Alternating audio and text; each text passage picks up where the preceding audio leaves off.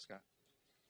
You mentioned, Vice Chair Lou mentioned some of the police bills that are up this week and hearings on police matters and all the events going on this week.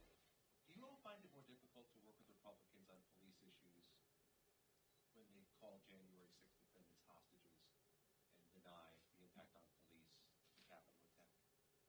Yeah, it's pretty hard. I think all of us, and we've talked about this before. I mean, all of us, come, into these chambers, into our jobs, and we want to try to, work with our colleagues to get things done. We want to get to yes on bills.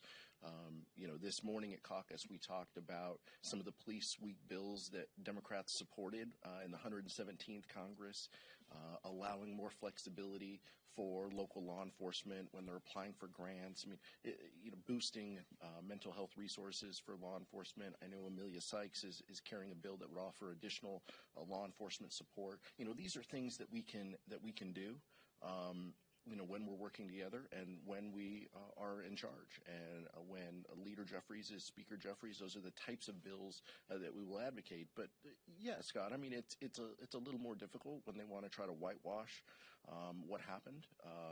When they will stand with some law enforcement, but they won't stand with others.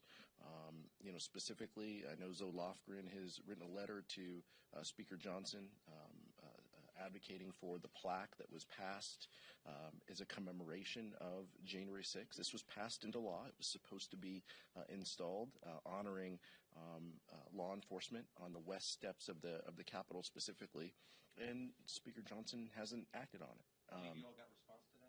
I'm not aware of any response. I didn't check with Representative Lofgren on her letter, but I haven't heard of a response. But it's disappointing. That doesn't stop the work that we're going to do. That doesn't stop us, as Andrea Salinas mentioned, from every day trying to work with our colleagues in order to get things done. But I've talked to you about this in the past. Other members of the January 6th committee have.